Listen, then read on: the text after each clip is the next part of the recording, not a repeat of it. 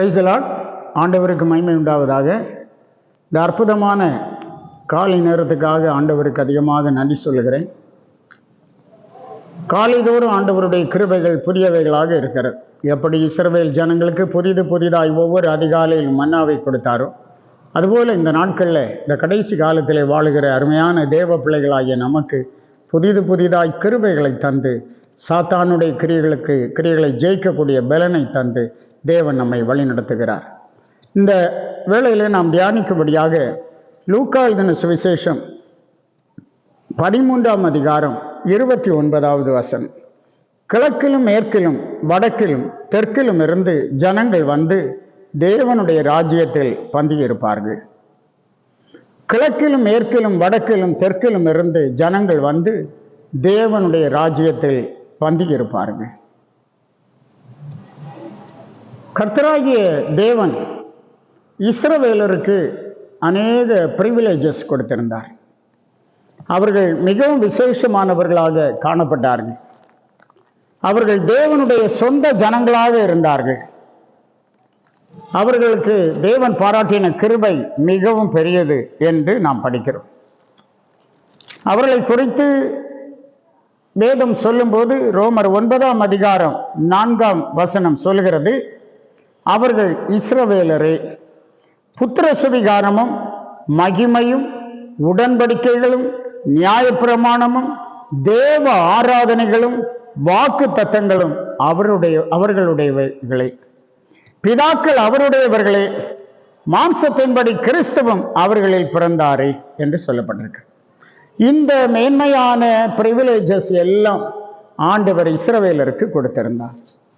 ஆனால் அவர்கள் என்ன செய்தார்கள்? ஆண்டவருடைய சுவிசேஷத்தை விசுவாசத்தோடு கேட்காமல் அவிசுவாசத்தோடு கேட்டபடினாலே சுவிசேஷத்தினாலே அவர்களுக்கு ஆசீர்வாதம் உண்டாகவில்லை, ரட்சிப்பு உண்டாகவில்லை. அப்போது கர்த்தராகிய இயேசு சொல்லுகிறார், கிழக்கிலும் மேற்கிலும் வடக்கிலும் தெற்கிலும் இருந்து ஜனங்கள் வந்து தேவனுடைய ராஜ்யத்திலே பந்தியிருப்பார்கள். இவர்கள் தங்கள் பாரம்பரியத்தை குறித்து மேன்மை பாராட்டினார்கள். தங்கள் முற்பிதாக்களாகிய ஆபிரகாம், ஈசாக்கு, யாக்கோபை குறித்து மேன்மை பாராட்டினார்கள். அவர்கள் எப்படி தேவனுக்கு உண்மையுள்ளவர்களாக இருந்தார்கள் என்பதை அவர்கள் அறிய தவறி இவர்களை குறித்து மேன்மை பாராட்டி அவிதமாக நாட்களை கடத்தி கொண்டிருந்தார்கள். 28வது வசனத்தில், நீங்கள் ஆபிரகாமையும் ஈசாக்கையும் யாக்கோபையும் சகல தீர்க்கதரிசிகளையும் தேவனுடைய ராஜ்யத்தில் இருக்கிறவர்களாகவும் உங்களையோ புறம்பே தள்ளப்பட்டவர்களாகவும் காணும்போது உங்களுக்கு அழுகையும் பற்கடிப்பும் அங்கே உண்டாகியிருக்கும் என்று இயேசு சொல்லுகிறத நாம் பார்க்கிறோம். இன்னும் சொல்லுகிறார் 30வது வசனத்தில், அப்பொழுது முந்தினோர் பிந்தினோர் ஆவார்கள், பிந்தினோர் முந்தினோர் ஆவார்கள். ஆகவே பாருங்கள், தேவனுடைய கிருபையும் இரக்கங்களும் மிகவும் பெரியவைகளாக இருக்கிறது. 1 கொரிந்தியர் 10ஆம் அதிகாரம் 12வது வசனத்தில் இப்படி இருக்க, தன்னை நிற்கிறவன் என்று எண்ணுகிறவன் விழாதபடிக்கு எச்சரிக்கையாயிருக்க கடவுள். இந்த நாட்களில் நான் நிற்கிறேன், நான் கர்த்தருக்காக நிற்கிறேன், நல்ல காரியம்தான், நீ விழாதபடிக்கு எச்சரிக்கையாயிருக்க வேண்டும். மேன்மை பாராட்ட ஒன்றுமில்லை, எல்லாம் அவருடைய கிருபை என்கிறத நாம் ஒத்துக்கொள்ள வேண்டும். சகல கோத்திரங்களிலிருந்தும் சகல பாஷைக்காரிலும் இருந்து பரலோக ராஜ்யத்தில் ஜனங்கள் வருவார்கள். கிழக்கிலும் மேற்கிலும் வடக்கிலும் தெற்கிலும் இருந்து ஜனங்கள் வந்து தேவனுடைய ராஜ்யத்திலே பந்தியிருப்பார்கள். அதை வெளிப்படுத்தல் 7ஆம் அதிகாரம் 9வது வசனத்தில் நாம் வாசிக்கிறோம். இவைகளுக்கு பின்பு நான் பார்த்தபோது இதோ சகல ஜாதிகளிலும் கோத்திரங்களிலும் ஜனங்களிலும் பாஷைக்காரரிலும் இருந்து வந்ததும் ஒருவனும் எண்ணக்கூடாததுமான திரளான கூட்டமாகிய ஜனங்கள் வெள்ளை அங்கிகளை தரித்து தங்கள் கைகளில் குருத்தோலைகளை பிடித்து சிங்காசனத்திற்கு முன்பாகவும் ஆட்டுக்குட்டியானவருக்கு முன்பாகவும் நிற்க கண்டேன் என்று யோவான் சொல்கிறான்.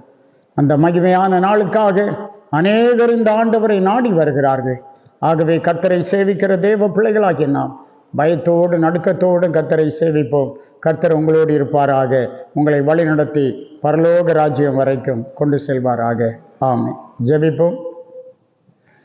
பரம அழைப்பினால் எங்களை அழைத்த எங்கள் பரிசுத்த பிதாவே, உம்மை நாங்கள் துதிக்கிறோம், ஸ்தோத்தரிக்கிறோம். உம்முடைய இரக்கங்கள் மிகவும் பெரியவைகளாக இருக்கிறது.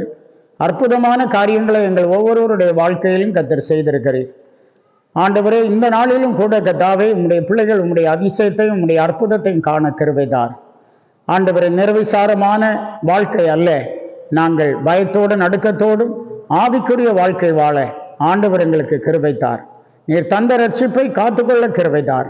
தேவ வல்லமையினாலும் சமாதானத்தினாலும் ஆண்டவர் உம்முடைய பிள்ளைகளை நிரப்பும். இந்த நாளிலும் இவர்கள் மகிமையானவைகளை காண கிருபைத்தார், பலப்படுத்தும். இயேசுவின் மூலம் கேட்கிறோம் பிதாவே, ஆமென், ஆமென். God bless you.